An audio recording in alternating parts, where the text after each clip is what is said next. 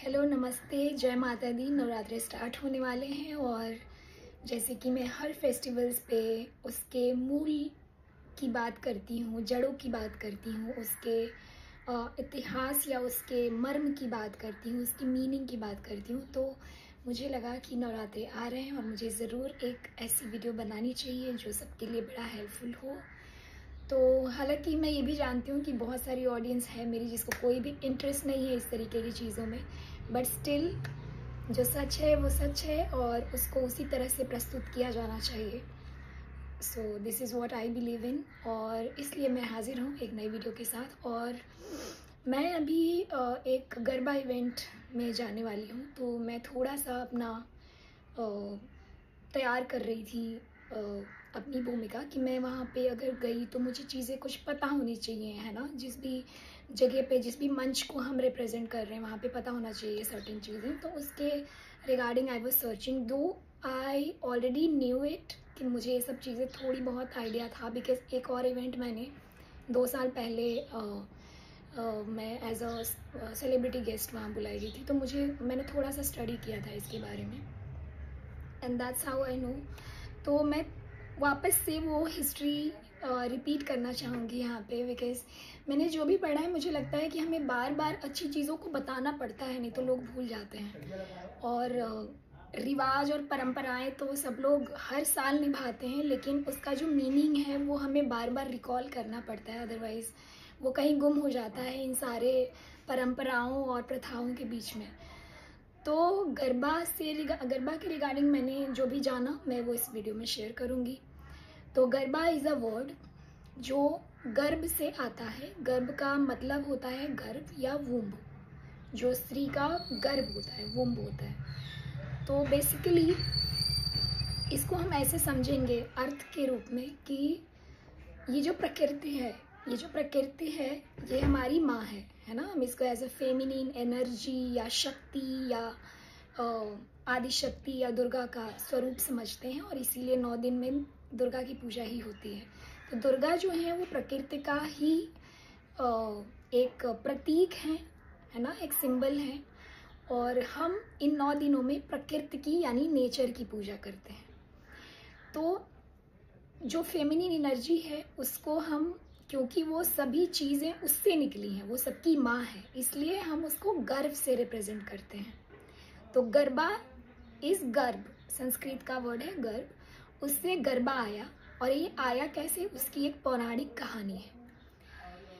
तो कृष्ण जी के टाइम पे कृष्ण जी के जो ग्रैंड सन हुए, मतलब उनके पोते अनिरुद्ध, उन्होंने शादी की उषा से। उषा कौन थी? बाणासुर नाम का एक राक्षस था, उसकी पुत्री थी उषा। उषा जो थी वो आदि शक्ति यानी माँ दुर्गा या पार्वती की साधना करती थी, वो उनको अपनी आराध्य मानती थी। उसने वो डांस फॉर्म जो है माँ आदि शक्ति से सीखा, पार्वती से सीखा, और उसका नाम है लस्या नृत्य। तो 2 प्रकार के नृत्य होते हैं। एक होता है प्रचंड भव्य अग्रेसिव यानी मैस्कुलिन साइड ऑफ नृत्य, जो रौद्र से भी रिप्रेजेंट किया जाता है, जिसके प्रतीक हैं शिव। और एक होता है softer and feminine side which is शक्ति। तो जो लस्या नृत्य है वो सॉफ्ट एंड फेमिनिन है और वो नारी को यानी फेमिनिन ऊर्जा को रिप्रेजेंट करता है। तो उषा ने वो नृत्य माँ दुर्गा से सीखा, माँ पार्वती से सीखा, और उसको जब वो द्वारका आए कृष्ण अपने परिवार सहित, अंतिम दिनों में आपको पता है वो द्वारका में रहे, तो अपने परिवार सहित जब वो शिफ्ट हुए द्वारका, तो उषा के थ्रू ये जो डांस फॉर्म है ये पूरे गुजरात में फैला। उन्होंने इसका प्रचार किया या उनसे लोगों को इंट्रोड्यूस करवाया इस डांस फॉर्म को। तो उषा जो है वो इसका ओरिजिन है, और जो माँ आदि शक्ति से ये डांस फॉर्म लेके आती हैं गुजरात में, और तब से गरबा प्रचलित है। तो जैसा कि मैंने बताया, फेमिनिन ऊर्जा माँ आदि शक्ति या दुर्गा या माँ प्रकृति, उसका प्रतीक है वो गर्भ, जिसके अंदर एक दीप जलता है जो ऑब्वियसली सोल का या चेतना का प्रतीक है वो दिया। वो गर्भ के अंदर डाला जाता है और उसके अराउंड लोग घूम घूम के माता की पूजा करते हैं। वो डांस फॉर्म ऐसा नहीं है कि वो एंटरटेनमेंट के लिए है, माता की आराधना होती है उस गोल गोल घूम के 3 ताल के द्वारा, जो इतना सिंपल डांस फॉर्म है कि कोई भी उसको ज्वाइन कर सकता है, इसलिए वो इतना सिंपल है। डांडिया भी इसी का एक एक्सटेंडेड पार्ट है। जो हम गरबा जो होता है वो ताली से होता है ना, ताली बजा के आपने देखा होगा जो लोग भी गरबा करते हैं, तो वो ताली से होता है, ताली से माता की संगीत निकलता है और पूजा करते हैं और आराधना करते हैं। डांडिया डंडे से होता है, बस इतना फर्क है। हालांकि वो भी माता की पूजा और आराधना के लिए ही है, वो जो डांस फॉर्म है जो आजकल फिल्मी गानों पे लोग नाचते हैं और जो भी करते हैं। हालांकि मैं भी जा रही हूँ उसी जगह जहाँ पे मुझे बुलाया गया है, बट एसेंस उसका यही है। So I was talking about the essence. Essence यही है कि हम गरबा या डांडिया में दुर्गा माँ की आराधना करते हैं, माँ प्रकृति की आराधना करते हैं, उनकी पूजा करते हैं, प्रार्थना करते हैं डांस फॉर्म के द्वारा। डांस जो नृत्य है वो अपने आप में एक जॉयस है ना, जॉय का, हैप्पीनेस का, खुशी का, अबंडेंस का प्रतीक है और त्योहार को सेलिब्रेशन का प्रतीक है।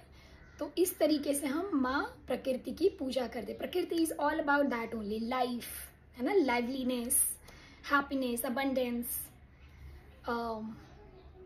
तो इस तरीके से हम इसको डिफाइन करते हैं।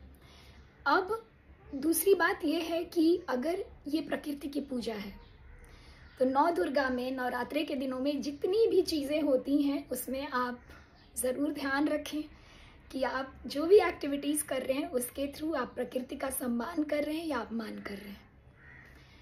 तो बहुत मैंने सुना है ऐसा कि बहुत लोग इसके बारे में बोलते हैं कि गरबा में तो भाई लड़के लड़कियां बस इसलिए जाते हैं कि है ना मैच हो जाए, और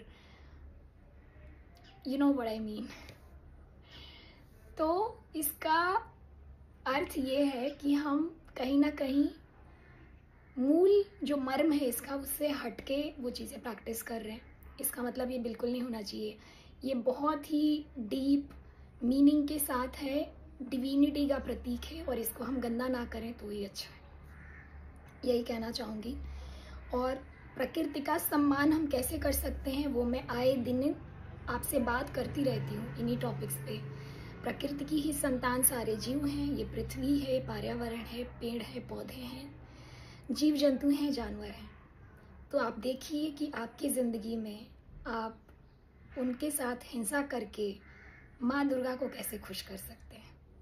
नवरात्रि सिर्फ इतना नहीं है कि कन्या पूजन कर लिया, नवरात्रि का उपवास कर लिया, कलश स्थापन कर लिया। हर पूजा, हर रिवाज, हर प्रथा हमारे जो शास्त्रों में वर्णित है वो कुछ ना कुछ हमें सिखाने के लिए आती है, कहीं ना कहीं किसी और इशारा करती है।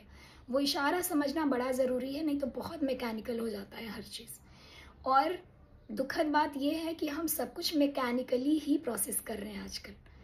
चाहे कुछ भी हो, हम हवन करके और घी के दिए जला के खुश हो जाते हैं कि हमने तो पूजा कर ली, हमने बड़ी सात्विकता कर ली, हमने बड़ी ऊंची बात कर ली। बट ये ऊंची बात है नहीं जब तक हम उसके मर्म के साथ कर्म में ना उतारें, साथ साथ ना चलें, कोई फायदा नहीं है रीति रिवाजों का। जो पूजा आप करते हैं, जिस भी चीज़ में आप बिलीव करते हैं, वो आपके कर्म में उतरना चाहिए। और कर्म में तभी उतरेगा प्रकृति की पूजा जब हम प्रकृति के सभी अवयवों का सम्मान करेंगे। तो जितनी भी आए दिन हम सालों भर बातें कर रहे हैं दूध पे, मांस पे, प्रकृति के संरक्षण पे, जंगलों के और जीव जंतुओं के संरक्षण पे, तो आप इससे अगर कट के खाली पूजा पाठ और रीति रिवाज निभा रहे हैं तो देयर इज़ नो पॉइंट। कोई देवी या कोई देवता आपसे खुश नहीं होने वाले। तो प्लीज़ इस बात का ध्यान रखें। आप कम से कम प्रदूषण फैलाएं। तीर्थों पे जाते हैं या अपने घर के बाहर घर की सफाई करते हैं, लेकिन घर के बाहर अगर कुछ ऐसी चीज़ें देखते हैं, कूड़ा फैलाते हैं अपने जीवन में, जैसे प्लास्टिक फेंक दिया, बॉटल्स फेंक दी, वो सब ना करें। जो भी आप अपने जीवन में जितनी चीज़ें इस्तेमाल करते हैं उसकी पूरी जिम्मेदारी लें कि जब उसको आप डिस्कार्ड करें तो आपके घर के कूड़ेदान में ही जाए। दूसरा, दूध और मांस पे अपने आप को प्लीज़, पता नहीं कौन सी 1000 बार मैं बोल चुकी हूँ ये, और फिर भी बोल रही हूँ, आगे भी बोलूँगी कि प्लीज़ अपने आप को शिक्षित कीजिए इस टॉपिक पर। बहुत ज़रूरी है, क्योंकि आपके इन प्रैक्टिसेस की वजह से माँ प्रकृति का बहुत नुकसान हो रहा है।